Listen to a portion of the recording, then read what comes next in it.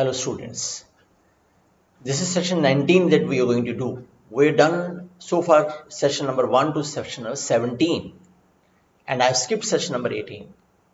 You probably think why. The reason is that session 18 is the exercise session. So whatever you learned in session 1 to 17, there are many exercises in session 18 which you yourself will have to do.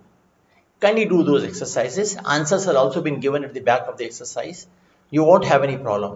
Still any problem, if you want me to make the video on this, I will do that. But that is, so far I think it is not required, but rest is your choice. So I'm straight away on session 19. Let's begin with that. What it says, verbs are incalculably useful to us. Incalculably मतलब आप सोच भी नहीं सकते how wondrous they are and how useful they are. Every sentence you think, say, read or write contains an implied or expressed verb. कोई ऐसा verb होता है जो कुछ meaning imply करता है, जो indicate by suggesting rather than explicitly reference होता है, वो suggest करता है. अब आप चीज कई लोग मैं देखता हूँ when I meet people, I find people have been saying कि यार ये imply मतलब हमेशा याद रखिए, imply जो होता है वो हमेशा speaker करता है, ओके और इन्फर जो होता है वो हमेशा लिसनर करता है. ठीक है, what the teacher implied and what you inferred. आप क्रिटिकल रीजनिंग में कभी करते होगे, इन्फरेंस निकालिए, यू नो, तो दैट इज इन्फरेंस है, मतलब आप क्या समझते हैं, तो what you understood, that is the inference होता है. Now, verbs are incalculably useful to you. Every sentence you think, say, read or write contains an implied or expressed verb. For means because it is the verb that carries the action, the movement, the force of your ideas. As a young child, you used verbs fairly early. काफी young age में हमने verbs use करना शुरू करे. ये तो नहीं सीखा कि word में formation कैसा होगा, लेकिन हाँ, we started using them. Your first words of course were probably noun. सबसे पहले आपने noun use किया, book, pen, phone, मम्मा पापा ऐसे बोला. As you identified the things or perhaps around you, जो चीजें आपने चीजों को आइडेंटिफाई करना शुरू करा, उन चीजों को people around you अपन को उनको देखा, तो आपको आपने उनको noun से represent किया. And then mama, dada, doll, baby, bottle, etc. perhaps were the first standard syllables you uttered. For naming concrete things or real persons is the initial step in the development of language. वहां से आपकी language produce हुई. ऐसा नहीं है one complete sentence जो हमने ढंग से बोला होगा, probably we might have taken around 2 years and 3 years to make complete sentences. Earlier we started using nouns and then we started using verb. He says, soon there came the ability to express intangible ideas. And then you began to use simple verbs, go, stop, stay, want, eat, sleep, etc. तो जैसे ही आपने want बोला तो काफी सारी चीजें आपने कह दी. तो this is something the verb we started using later on. Intangible, you know, this is बोलते हैं palpable होता है, तो यानी वो intangible हो जाता है, unable to be touched जिसे बोलते हैं. ठीक है, intangible होता है जिसको आप टच नहीं कर सकते. Then as you gained maturity, your verbs expressed ideas of greater and greater complexity. अब फिर पूरे सेंटेंस को आपने 2 वर्ड में भी कहना शुरू कर दिया, वर्ब से ही सारी बात कर दी. As an adult, you can describe the most involved actions in a few simple syllables. Okay? If you have a good store of useful verbs at your command, अगर आपको ज्यादा वर्ब आते हैं तो आप चीजें हैंडल कर सकते हो और अच्छे ढंग से बोल सकते हो. And the richer and more extensive your vocabulary of verbs, the more accurately and expressively you can communicate your understanding of actions, reactions, attitude and emotions. जितने आपकी vocabulary अच्छी है, जितने आपको verbs ज़्यादा आते हैं, उतना ही आप ज़्यादा अच्छे तरीके से interpretation कर सकते हो, उतनी बातें आप ढंग से कह सकते हो. Let's be specific. आगे चलते हैं, इस सारी बात को वो कैसे कन्वे करना चाहते हैं. Let's see. पहला आइडिया, प्लेइंग इट डाउन. कैसे हम किसी बात को एग्जैजरेट नहीं करते, किसी बात को हम बिल्कुल लो प्रोफाइल में रखते हैं. कैसे, एक एग्जांपल देखते हैं अमेरिकन इलेक्शन का, एक पर्टिकुलर प्रेसिडेंट का. रेडी टू गो बैक 30 और 40 ईयर्स, मतलब जब बुक लिखी थी उससे 40 ईयर्स, यानी 1950 के आसपास की स्टोरी है कहीं. Consider some post war World War II American political history. Harry Truman couldn't win the 1940 election, the pollsters said so. Pollsters मतलब नीचे मैंने लिखा है जो ओपिनियन पोल्स निकालते हैं, उन लोगों ने कहा कि यार वो कभी जीत नहीं सकता था, उन्होंने ये पहले प्रिडिक्ट किया था, लेकिन बाय द वे वो जीत गया था। अब जब वो जीत गया तो जो अपोनेंट वाले जो लोग थे, दे starting condemning him, saying this कि यार वो तो अपनी वजह से नहीं जीता, उसकी अपने कोई कैरेक्टरिस्टिक नहीं, उसकी अपनी कोई वैल्यू नहीं, बस ऐसा हो गया, वैसा हो गया, वैसा हो गया, वैसा हो गया। मतलब they just try to prove कि वो he is worth nothing, but he got chance by the way, ऐसा लोगों ने कहा, तो उन्होंने प्ले इट डाउन करने की कोशिश करी। समझते हैं। The pollsters said so. The Republicans heartily agreed. मतलब heartily मतलब बड़ा openly to a great degree we can say. Even the Democrats, some in the high place, believed it. कुछ डेमोक्रेटिक पार्टी के लोग भी जो थे वो भी इस बात को मानते थे कि ट्रूमैन जीत नहीं सकता है। बस mister Truman himself was perhaps the only voter in the country who was not entirely convinced. उसको लगता था वो जीत सकता है, बाकी शायद ही दुनिया में कोई, अमेरिका में कोई ऐसा था जो मानता था कि वो जीत पाएगा। His election was no mean accomplishment. कोई ऐसी कोई अचीवमेंट नहीं थी। thought many people.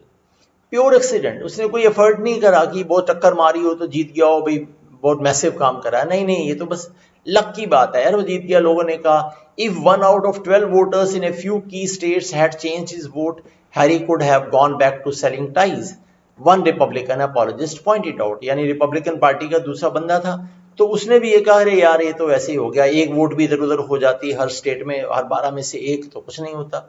It wasn't anything Truman did, उसने तो कुछ किया ही नहीं, उसकी तो कोई वैल्यू नहीं है। said another, it was what his Republican opponent thought. Republican Thomas Dewey did not do. Basically उसने कुछ नहीं करा, बेसिकली उसका जो अपोनेंट था थॉमस ड्यू, उसने कुछ नहीं करा, इसकी वजह से वोट इसको मिल गए या इसका प्लस हो गया। In fact he is not capable of doing anything, he is worth nothing. बस ये नहीं कहा वर्थ नथिंग, बस ये कहा कि उन्होंने नहीं करा इसलिए इसको ऐसा हो गया। That is what they do not want to give any credit to Truman. No credit to Truman, said third, it was the farmers और मैनुअल वर्कर्स और the Republicans who hadn't bother to vote. कितने Republican तो vote ही डालने नहीं गए, अगर वो जाते तो वो थॉमस ड्यू वैसे ही जीत जाता, वो ही कहना चाह रहे हैं। और the ingenious miscounting of ballets, ballot भी जो है ढंग से काउंट नहीं हुए। इंजीनियस का मतलब होता है क्लेवर, यू नो, और एक इंजीनियस वर्ड भी मैंने डाला हुआ है, वो ध्यान से देखिए, पहले भी मैं डिस्कस कर सकूँ। जीनियस वाला तो जीनियस वाला है, क्लेवर है, और जिसमें NUOUS है वो सिली है, इनोसेंट और अनसस्पेक्टिंग है। ओके, तो और the ingenious miscounting of ballot मतलब बड़ी चालाकी से बैलेट्स काउंट हुए, यानी something cheating is done there. No credit to Truman, Truman के तो बस का ही नहीं था। Insisted a fourth, it was the Democrats, it was Republicans over confidence, it was sunspot. Sunspot मैंने लिखा है यहाँ पर सनी हॉलीडेज रिजॉर्ट, मतलब उसके लिए एक बेसिकली ये लकी मोमेंट था kind of thing. It was the communist, it was the civil service workers who did not want to lose their cushy jobs. एक अलग अलग फैक्टर्स थे जिसकी वजह से ट्रूमैन जीत गया, उसने प्रैक्टिकली कुछ नहीं करा। पीपल आर ट्राइंग टू से दिस। कौन? जो उसके अपोनेंट थे जब वो जीता। तो क्या हुआ? Anyway, Harry did not accomplish a thing, he was just a victim of good Fortune. Victim of good Fortune मतलब ऐसा नहीं है कि गॉड ने ब्लेस कर दिया, वो तो बस गलती से विक्टिम बन गया फॉर्चून का, मतलब ऐसे ही, मतलब you are using the word which is disparaging, which is insulting. What were the apologists for Dewey's failure doing? जो उसके सपोर्टर थे अपोनेंट के, वो क्या करने की कोशिश कर रहे थे? They are just trying to disparage Truman's achievement. उसकी अचीवमेंट को प्ले डाउन करने की कोशिश कर रहे थे, लुक डाउन अपॉन करने की कंसिडर कर रहे थे, उसको बी लिटिल करने की कोशिश कर रहे थे। तो यानी जब आप इस तरीके से होता है तो वो बी लिटलिंग काइंड ऑफ हो जाते हैं। Hope you understand. तो what do you mean by the word disparage? Disparage करना यानी कि किसी को represent as being of little worth होता है। तो इन Trueman won despite fact everyone had been saying कि नहीं वो तो वैसे जीत गया, victim of good fortune था। Hope you understood this। अब आप ये स्टोरी खुद पढ़ोगे ना अपनी बुक में तो you will love it, आपको जल्दी से समझ आएगी। Playing it safe, playing it safe मतलब ना तो आप yes कह रहे हैं ना आप no कह रहे हैं, ऐसा round about beat about the bush वाला आंसर दे रहे हैं। अब आपकी मर्जी, आप जो मर्जी सोचिए। That is what the thing is, playing it safe. Of course, Dewey did campaign. उसने भी तो कैंपेन किया था in his own way for the presidency, as the Republican aspirant, aspirant कौन होता है और एम्बिशियस कौन होता है? जब एम्बिशियस तो आप होते हैं बचपन से ही, आपको लग रहा था जी मैं जर्नलिस्ट बनना चाहता हूँ, मैं सीईओ बनना चाहता हूँ, मैं इनकम टैक्स इंस्पेक्टर बनना चाहता हूँ, this is the ambition you had, but you aspired for it, मतलब जब आप उसके लिए पढ़ना शुरू करा, जब आपने उसका एग्जाम देना शुरू करा, तब आप एस्पायरेंट हो जाते हैं। नीचे मैंने लिखा भी है, you can understand who directs his hopes और एम्बिशंस टुवर्ड्स अचीविंग समथिंग, उस डायरेक्शन में वो काम करता है। तो as a Republican aspirant he had to take what, stand on the controversial Taft Hartley act, कोई उनके यहाँ पर कोई ऐसी ट्रीटी होगी या कोई एक्ट होगा जिसके ऊपर उसको अपनी बात प्रेजेंट करनी थी पब्लिक को। अब अगर वो फेवर में प्रेजेंट करता तो आधी जनता नाराज हो जाती, अगर अगेंस्ट रहता तो आधी जनता नाराज हो जाती, तो उसको क्या बोलना था? ऐसा बोलना था ताकि सामने वाले की मर्जी है वो कैसे समझे, वो कंट्रोवर्शियल कोई उनकी ट्रीटी होगी, कोई एक्ट होगा which limited the power and activities ties of trade unions, trade unions के एक्टिविटीज पावर को लिमिटेड कर रहा था, वो जो एक्ट था। वाज ही फॉर इट, वो क्या करना चाहता था? वो उसकी फेवर में था। He was for that part of it which was good, जो उसके अंदर अच्छी बातें थी उसके लिए वो फेवर में था। Naturally he was against any of the provisions which were bad, कुछ ऐसे भी उसके अंदर डील्स होंगी जो सही नहीं थी। वाज ही फॉर इट, वो बैड वालों के फेवर में था। The answer was yes and also no, अब आधा यस था आधा नो था। अब वो क्या कहे स्टेज पे खड़ा होके कि ये जो टैफ्ट हार्टली एक्ट है ये सही है? मुश्किल है ऐसा बोलना। Take whichever answer you wanted most to hear, आपकी मर्जी है, आप जैसा भी उसको इंटरप्रिटेशन ले लीजिए, वो वैसा बोलेगा, ऐसा स्टेटमेंट देगा कि ये पब्लिक के ऊपर डिपेंड करता है कि वो कैसे उसको इंटरप्रेट करेगा। व्हाट वाज डॉय डूइंग, वो ऐसे गोलमाल बात करके क्या करने की कोशिश कर रहा था? He was इक्विवोकेटिंग। इक्विवोकेट होता है जब आप डेलिबरेटली इवेजिव लैंग्वेज यूज करते हो ताकि पब्लिक कुछ भी उसका कुछ उसको मिसअंडरस्टैंड करे, डेलिबरेट। एक होता है ambiguous, having more than one meaning open to different interpretations. आपने कुछ आंसर दिया, आपने आंसर जेन्युइनली दिया था, लेकिन मैं उसको दो तरीके से समझ पा रहा हूं, तो मैं कहता हूं यार your answer is ambiguous, this is ambiguous statement which practically means different answers. Okay, तो वो तो एम्बिग्विटी होती है, वो एम्बिगुअस होता है, वो डेलिबरेट नहीं होता। लेकिन जो इक्विवोकेट होता है वो होता तो एम्बिगुअस ही है, लेकिन that is being done deliberately. Politicians normally इस सेक्टर में तकरीबन इस तरीके की बातें बोलते हैं, you might have heard them on TV shows में आते हैं, तो this you can see everywhere across the world, ऐसा नहीं है, दिस हैपन्स। तो इक्विवोकेट करना, जहां पर डेलिबरेट करके आप ऐसी बात कहो कि सामने वाला अपने जैसा बचाए वैसे समझ ले, बट आप बाद में कैसे होते हो, मैंने तो ऐसा नहीं कहा था, मैंने तो वैसा कहा था, समथिंग ऑफ दिस काइंड। ठीक है, enjoying the little things. Have you ever gone through a book, ध्यान से पढ़िए, have you ever gone through a book that was so good you kept hugging yourself mentally as you read? कभी आपने कोई novel पढ़ा हो या कैसी बुक हो, तो जब आप पढ़ते हो तो आपको ऐसा लगता है वाओ बुक है यार, वाओ बुक है, आप उसको एक मिनट भी नहीं छोड़ते, you hug it in your this thing. Have you ever seen a play or film that was so charming that you felt sheer delight as you watched? आप उससे mesmerize हो जाते हो। मैंने लिखा है sheer nothing other than unmitigated, a very वैसे unmitigated मतलब वो आप ज़्यादा बहुत से mesmerize हो जाते हो। फिर मैंने एक चीज़ अगर लिखी है, she came to the party in a sheer gown, sheer मतलब ट्रांसपेरेंट काइंड ऑफ फैब्रिक होता है, उसको भी शेयर बोलते हैं, याद रखिएगा। डिलाइट तो आप जानते हैं ग्रेट प्लेजर होता है, आप कहते हैं delighted to meet you. Okay, or perhaps you have had a portion of lemon meringue pie, इसको meringue भी बोल रहे हैं और दूसरा प्रोनाउंसिएशन भी है, ब्रिटिश और अमेरिकन अलग प्रोनाउंसिएशन है, kindly don't go to my pronunciation, it may be otherwise wrong, but this some kind of dish है।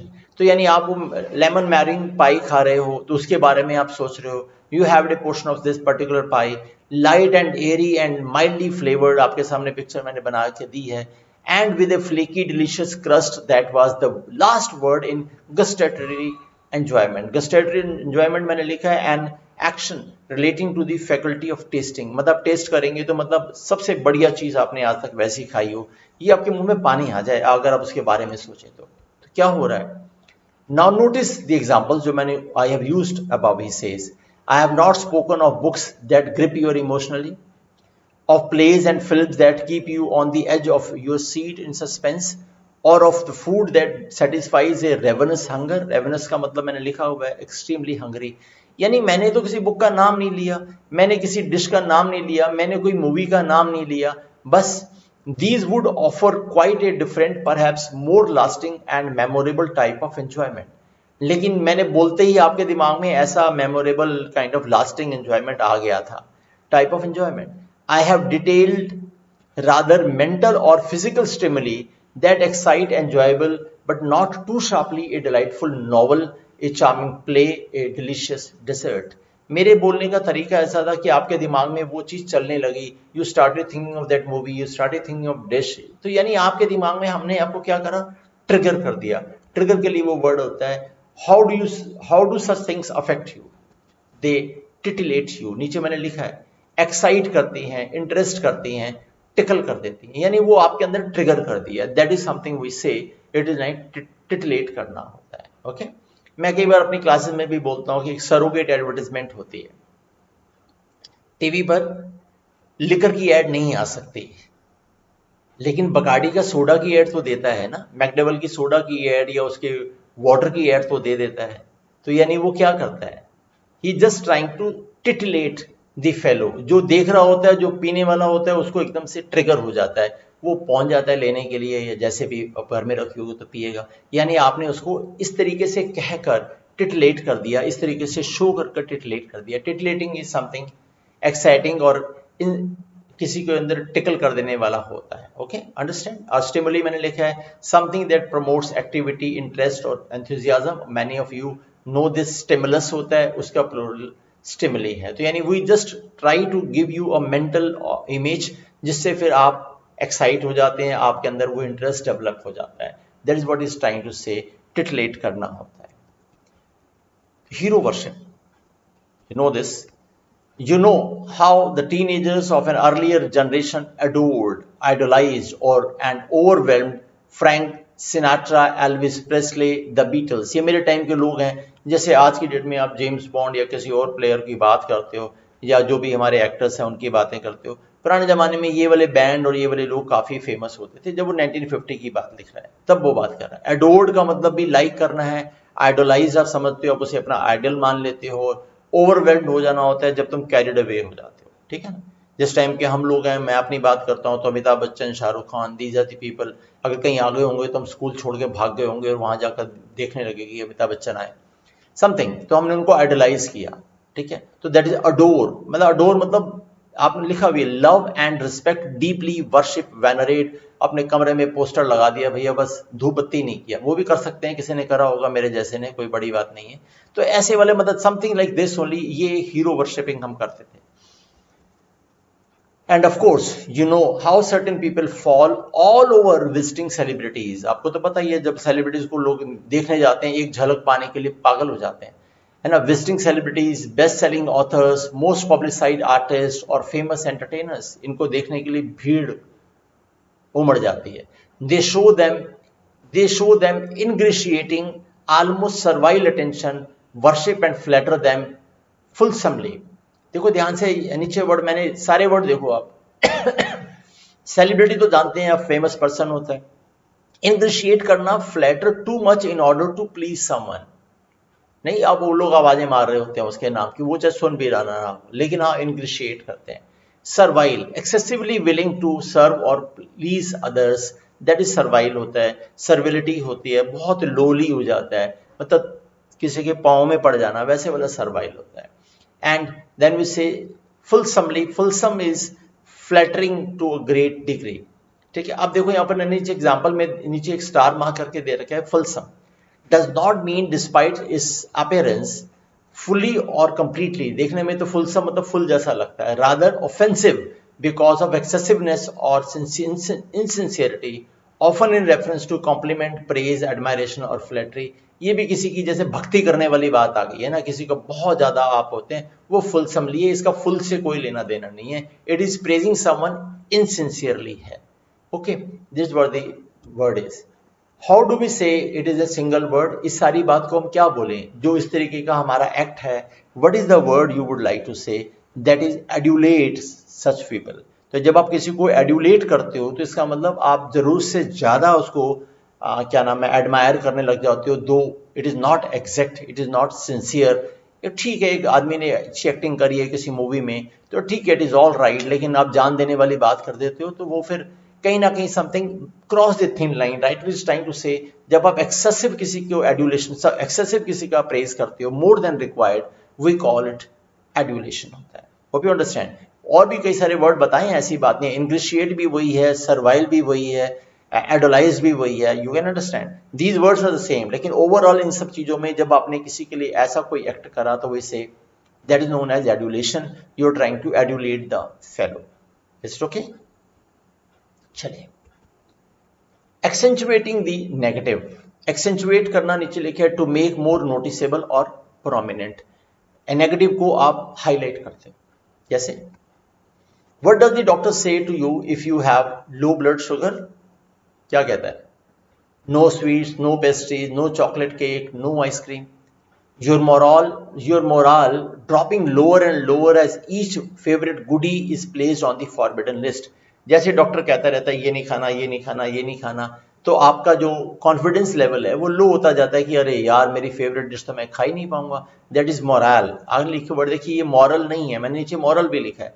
Moral is the confidence and feeling of well being of a person at a particular time. You start feeling gloomy, sad कि यार ये भी नहीं खा सकता, ये वाली बात आती है, मोरल हो जाता है। मॉरल क्या है?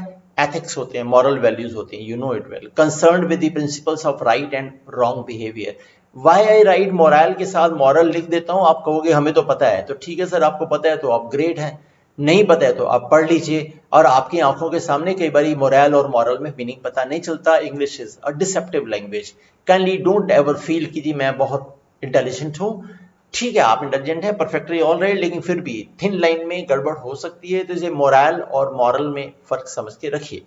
ठीक है, गुडी तो आप जानते ही हैं, समथिंग अट्रैक्टिव, डिजायरेबल और गुड टू ईट। गुडीज आप खाते थे बचपन में। फॉरबिडन तो आप जानती हैं, फॉरबिड से बना है। what in one word is the doctor trying to do? वो क्या कर रहा है आपको जब कह रहा है? वो ये कहना चाह रहा है proscribing, he is just trying to ban it. Proscribing, the doctor is proscribing harmful items in your diet. यानी प्रोस्क्राइब करना, बैन करना होता है, स्पेशली बाय लॉ। डॉक्टर का लॉ से कंसर्न नहीं है, लेकिन फिर भी हम उसे प्रोस्क्राइब करते हैं। एक वो प्रिस्क्राइब करता है ई वाला, और ये प्रोस्क्राइब करता है बैन वाला। प्रिस्क्राइब तो वो कर ही रहा है कि ये खाइए, वो खाइए, वो खाइए, और प्रोस्क्राइब कर रहा है ये मत खाइए। तो proscribe is that only, kindly note it down. Accentuating the affirmative, फिर वही बात आ गई, एक्सेंचुएट तो हमने देख लिया था। अफर्मेटिव को, यस को, you are warm, friendly, enthusiastic, outgoing, easy to please, you are quick to show appreciation, आप ऐसे हैं। येट एक्सेप्ट विदाउट जजमेंट और criticism the human weakness of others, आप दूसरे की गलतियों को ठीक है यार कर लिया होगा, कोई बात नहीं, हो जाता है, ये सब आप ऐसा मानने वाले हैं। आप इजी टू प्लीज हैं, आउटगोइंग काइंड ऑफ फेलोज हैं। You are a fascinating talker and even better listener, आप अच्छे कम्युनिकेटर हैं, ओरेटर हैं, और लेकिन आप अच्छे लिसनर भी हैं। कम्युनिकेशन का सबसे बड़ा एस्पेक्ट कि आपको लिसनर होना है। You believe in and practice honest self disclosure, आप अपनी बात को सेल्फ डिस्क्लोजर करते हो। You feel comfortable with yourself and therefore with everyone else, and you have a passionate interest in expressing, in living, in relating to people. आप ऐसे बहुत high charge passionate kind of person हो। Need you have any fears about making friends, आप जब इतने outwardly हैं, आप इतने एक्सट्रोवर्ट हैं, तो नेचुरली आपको फ्रेंड बनाने में क्या डर होगा। Your characteristics and temperament obviates fears, आप ऐसे फियर से ऑब्विएट करते हो, यानी आप प्रिवेंट करते हो, आपको कोई फियर नहीं होता। आप आउटवर्डली हो, आप जाते हो, सबकी बातों को सुनते हो, और किसी ने कोई गलती भी कर ली होती है तब कहते हैं कोई बात नहीं, हो जाता है। आप क्रिटिसाइज नहीं करते। इसका मतलब you have the ability to make more friends, यानी आप कभी भी ये नहीं मानोगे कि यार यहाँ से मैं जर्मनी चला जाऊंगा तो वहाँ एडजस्ट कैसे होगा, आपको पता कर लूंगा यार, क्योंकि आप ऐसे फियर से कभी ऐसे फियर्स को ऑब्विएट करते हो, इनको अपने से दूर रखते हो, उनको प्रिवेंट करते हो। तो ऑब्विएट वर्ड आपको बताने की कोशिश कर रहे हैं। And then playing it wrong, Theodor Reik in his penetrating book on psychoanalysis listening with the third ear talks about neurotic people who unconsciously wish to fail. ऐसे लोग न्यूरोटिक हो जाते हैं जिसके लिए बोला abnormally sensitive and obsessive. Mind कई जगह चल रहा है ऐसे न्यूरोटिक पर्सन का। अब वो जो कुछ भी कर रहा है, कोशिश तो अपनी तरफ से वो कर रहा है कि वो सही करे, लेकिन अनफॉर्चुनेटली करता सही है, हो गलत जाता है। These are kind of people talks about neurotic people who unconsciously wish to fail, unconsciously wish to fail, कोशिश सही की करते हैं, हो गलत जाता है। इन बिजनेस इंटरव्यूज दे से exactly the wrong words, exactly the wrong, मुंह से ऐसा वर्ड निकल जाता है। They do exactly the wrong things, गलत काम हो जाता है। दे सीम इंटेंट, इंटेंट मतलब मैंने नीचे लिखा है intention, they seem intent on ensuring failure, मतलब ऐसा लगता है कि वो चाहते हैं कि फेलियर हो ही हो, in every possible way, though consciously they are doing their best to court success, अपनी तरह से वो बेस्ट कर रहे होते हैं, लेकिन वर्ड्स ऐसे निकलते हैं, एक्शन ऐसे हो जाते हैं, जैसे लगता है कि वो जानबूझ के गलत करना चाहता है। ऐसे पर्सन क्या कर रहा है? What effect does such a neurotic tendency have? It militates against success, जो भी वो काम करेगा वो सक्सेस के अगेंस्ट ही होगा, उसे कभी भी सक्सेस नहीं मिलेगी। मिलिटेट करना 7th पॉइंट नीचे देखिए, टू बी ए पावरफुल और कंक्लूसिव फैक्टर इन प्रिवेंटिंग है, यानी he would never get success. कौन पर्सन? Neurotic person. जब वो बहुत ज्यादा मेंटली डिस्टर्ब हम होते हैं ना, तो ऐसी बातें हो जाती हैं। न्यूरोटिक कोई ऐसा नहीं है कि आप पागल हैं, न्यूरोटिक एक मेंटल स्टेट होती है जिसमें आपके हाथ भी काम सकते हैं, आपकी सोच भी गलत हो सकती है, आप कुछ पॉजिटिव करेंगे गलत होने लगेगा। It happens with anyone, it can happen with anyone, particular moment होता है, फेस हो जाता है, वो उसकी फेस की बात बता रहा है। अच्छा, एक चीज मैंने जब देखी तो मैंने यहाँ पढ़ा, they seem intent, third line, they seem intent on ensuring failure. अब ये यार जिसने लिखी है उसकी अपनी लैंग्वेज का तरीका है, वो मैंने आपको पहले भी बोला, एडवाइस को एडवाइस लिखता है। अब यहाँ पर उसने इंश्योर लिखा है, नीचे देखिए मैंने यहाँ लिखा है 4th नंबर पॉइंट में, इंश्योर करना होता है आप गाड़ी की इंश्योरेंस कराते हो, to protect someone against arrange a compensation in the event of damage to loss. तो ये इंश्योरेंस होता है। तो आपने गाड़ी को अपना इंश्योर कर लिया, INSURE, इंश्योर कर लिया। फिर एनश्योर मतलब make certain that something will occur और टू बी सो। तो यानी यहां पर तो उसे एनश्योर लिखना चाहिए था, उसने हालांकि यहां पर इंश्योर लिखा है, उसके अपने स्टाइल से सही है, लेकिन आप जब कभी कॉम्पिटिटिव देंगे और आप, क्योंकि अमेरिकन जो बोल रहा है वही वो लिख रहा है, ध्यान रखिए, but you are in British style writing, तो यहां पर हमारा वर्ड एनश्योर्ड करना था, क्योंकि वहां लिख रहा है दे seem intent on ensuring failure, वो ऐसा लगता है कि उन्होंने कसम खा ली है कि फेलियर तो उन्होंने पक्का करना ही करना है, वो एंश्योर होता है। हालांकि ठीक है, बुक में अपने हिसाब से सही लिखा है, एंश्योर बोल दिया, एंश्योर बोल दिया, फिर एक एश्योर भी होता है, tell someone something positively in order to dispel potential doubts. आप एंश्योर करते हो, फिर एश्योर करते हो, आपने फलां फ्रेंड को एश्योर कर दिया, डोंट वरी कि यार मैं ऐसा करूंगा हो जाएगा, घबरा मत, एश्योर करना होता है, वो एश्योर होता है, यानी उसके डाउट आपने खत्म कर दिए। तो इंश्योर गाड़ी का इंश्योरेंस, एंश्योर पक्का करना, और एश्योर करना किसी को ये कॉन्फिडेंस देना कि डोंट वरी चीजें हो जाएंगी, एश्योर होता है। और यानी ऐसा आदमी क्या कर रहा है, वो पक्का कर रहा है कि उसे सक्सेस ना मिले, मिलिटेट अगेंस्ट सक्सेस हो रहा है। Militate again is a verb here. Playing it dirty, ध्यान से सुनिए, पढ़िए, बड़ा अच्छा लिखा है। Harry he is a closet alcoholic, closet मतलब अलमीरा होता है, यानी छुप के पीने वाला, मैंने लिखने की कोशिश करी अपनी तरफ से। Who secretly drinks and keeps it so by using mouth wash drinking alone, मतलब एक पैक लगा के आ गया, माउथ वॉश करके आ गया, ऐसा आ गया, आपको लगेगा कि नहीं उसने पिया नहीं है, या वो अकेले में पीते हैं सबके साथ, openly does not confess he drinks, तो वो क्या है, हैरी, अरे यार वो तो क्लोजेट अल्कोहलिक है। Maud she sleeping around and her stupid husband does not suspect a thing, मतलब वो थोड़ा करेक्टरलेस है। Bill he is embezzling from his own company, embezzle करना होता है जो आपकी कस्टडी में पैसा रखा है आप उसका इस्तेमाल कर लें और कंपनी को पता ना चले, दैट इज एम्बेजल होता है। सपोज आप कैशियर हैं, मैनेजर हैं, आपके पास लाखों रुपया पड़ा है, आपने 2-4-5 लाख रुपए यूज कर लिया, आपने कहा कौन सा बैंक में रोज काउंटिंग ही होगी, but this is known as embezzlement. अगर आप पकड़े जाएंगे तो then you will be behind bars, this is known as embezzlement.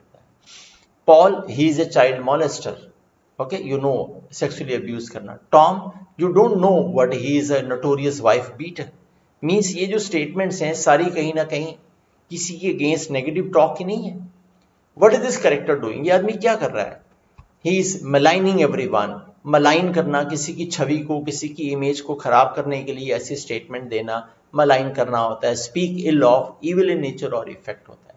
तो ये सारी statement, he is a closeted alcoholic, she is sleeping around, he is embezzling from the company, he is a child molester, he is a notorious wife beater, यानी ऐसी जो statement देने वाले होते हैं वो सामने वाले की इमेज को खराब करना, मलाइन करने की कोशिश करते हैं। आपने वर्ड मलाइन याद करना है।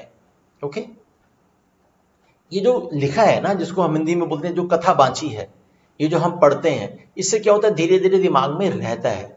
Once you listen to me, once you watch this video and later you read the book, I guarantee, guarantee means guarantee, आपको अगली बारी ये लाइन याद रहेगी, अरे हाँ उसने ये वाला बोला था, ये ऐसे यूज होता है। That is the effect of this book.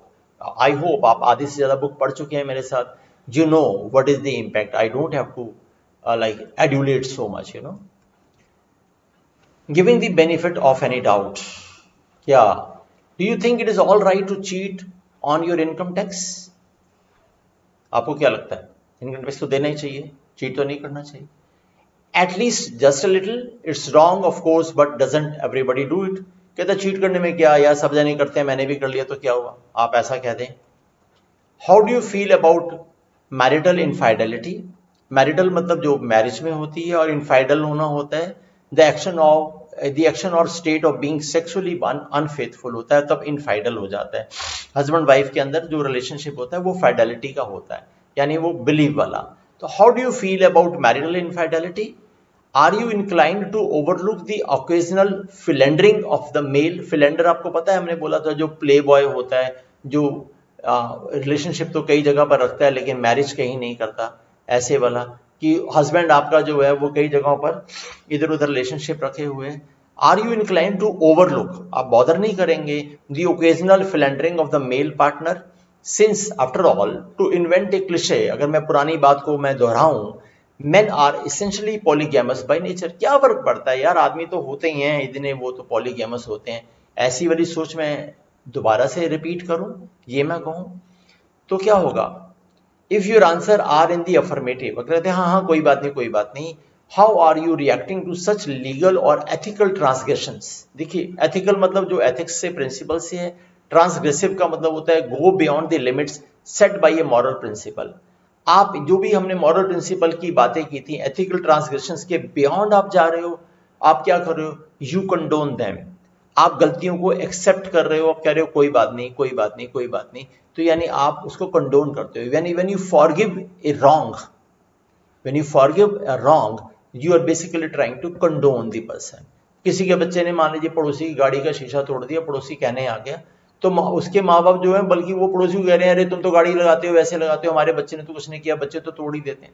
बच्चे को भी समझाने की ड्यूटी थी, आई एम नॉट सेइंग कि वो उसे मारता, लेकिन बताना चाहिए था कि बेटा ऐसे करना है वैसे करना है। But if the parents are not, parents सही नहीं जी हो जाता है, तो यानी आप कंडोन कर रहे हैं। अगर आप पॉलीगैमस होते हैं आदमी तो कोई बात नहीं, ऐसा करते हैं तो कंडोन करते हैं, यानी मैरिटल इनफाइडेलिटी कंडोन करते हैं, एम्बेजरिंग कंडोन करते हैं। इसका मतलब है कि आप कहते हैं यार ये तो हो ही जाता है, not like that. If you are accepting the wrong, ऊपर लिखा है giving the benefit of any doubt, यानी आप accepting the wrong, ethical transgression में आ जाते हो, लिमिट से आगे क्रॉस वाले चले जाते हो, उसको भी यस करने लग जाते हो, then you condone things. Okay,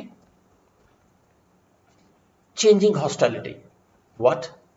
unwittingly यानी अननोइंगली, मैंने नीचे लिखा, आप पढ़ के देखिए, you have done something that has aroused anger and resentment in your best friend. By the way, आपसे ऐसा कुछ हो गया जिससे आपका बेस्ट फ्रेंड एनॉयड हो गया, बिटरनेस में आ गया। You had no desire to hurt him, आप उसे करना तो नहीं चाहते थे, yet he makes it obvious that he feels pretty bitter about the whole situation। वो आपको रियलाइज कराता है कि तूने ऐसा नहीं करा। Perhaps you failed to invite him to a gathering he wanted to come to, हो सकता है आपका बर्थडे था या कोई पार्टी थी, आपने उसे नहीं बुलाया। Or you neglected to consult him before making a decision on a matter in which he felt he should have some say। मान लीजिए आप गाड़ी खरीदे थे, उसे लगेगा कि यार रोज तो मेरा पक्का दोस्त है, मुझे कम से कम पूछते थे। तो यानी kind of these kind of things, ऐसी आपने उसको थोड़ा बहुत एनॉय कर दिया, kind of. His friendship is valuable to you and you wish to restore yourself in his good graces, good books. What do you do? आप क्या करते हैं ऐसे में जाकर? You try to placate him, आप जाके उसको सॉरी कहते हो, उसको हक करते हो, उसके सामने प्लीड करते हो कि चल यार छोड़ दे कोई बात नहीं, ठीक है, जस्ट यू ट्राइंग टू काम इट डाउन। तो यानी आप उसे प्लेकेट करने की कोशिश करते हैं, पैसिफाई करने की कोशिश करते हैं, अपीस करने की कोशिश करते हैं. Okay, I will try to give you this, that's all that we have in this session 19 for you.